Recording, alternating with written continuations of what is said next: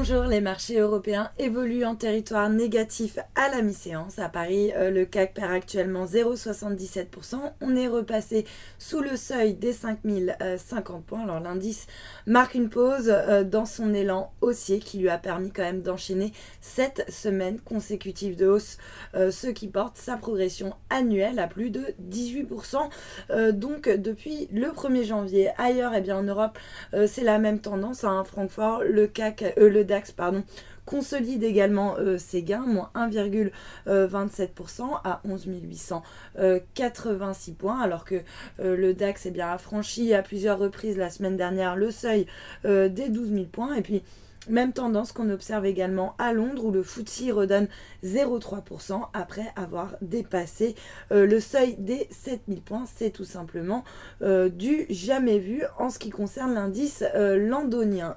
Du côté des valeurs maintenant, eh bien, la lanterne rouge du CAC à la mi-séance, c'est LVMH qui recule de 2,75% après sa dégradation à neutre par JP Morgan qui estime que l'action a comblé son retard par rapport aux concurrents et qu'il se retrouve à son prix. A l'inverse, les valeurs cycliques et notamment le secteur bancaire sont particulièrement bien entourées. Les trois valeurs du secteur bancaire sont d'ailleurs dans le trio de tête du palmarès, avec par exemple Crédit Agricole qui tient le haut du pavé avec un gain de pratiquement 2%, suivi de BNP Paribas et de Société Générale qui s'adjugent respectivement 1,7 et 1,14%. Et puis dans leur sillage, on a également Natixis sur le SBF 120 qui gagne 0,58%. Sur le SBF 120, la meilleure performance est signée Rémi Cointreau, donc qui se distingue avec un gain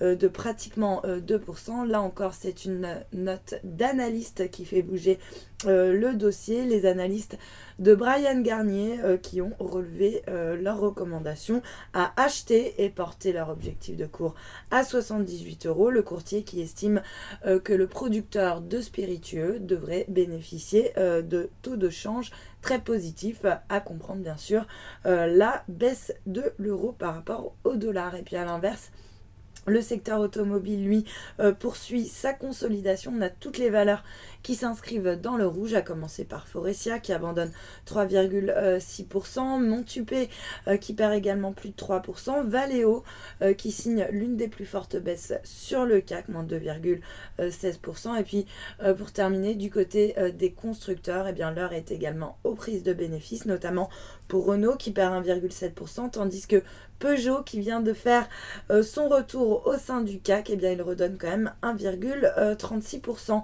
Et puis pour terminer sur le marché des changes, eh bien l'euro lui se stabilise par rapport au dollar autour des 1,08. On est au-dessus d'ailleurs de ce seuil symbolique. À noter qu'il cède symboliquement 0,09% par rapport au yen. On reste sous les 130 yens et puis le billet vert lui aussi redonne un tout petit peu de terrain par rapport à la devise japonaise. On est également sous le seuil des 120 yens. Et puis pour terminer, l'once d'or qui consolide très légèrement autour des 1180 $ l'once. Voilà pour le point marché. Restez avec nous, très bonne journée.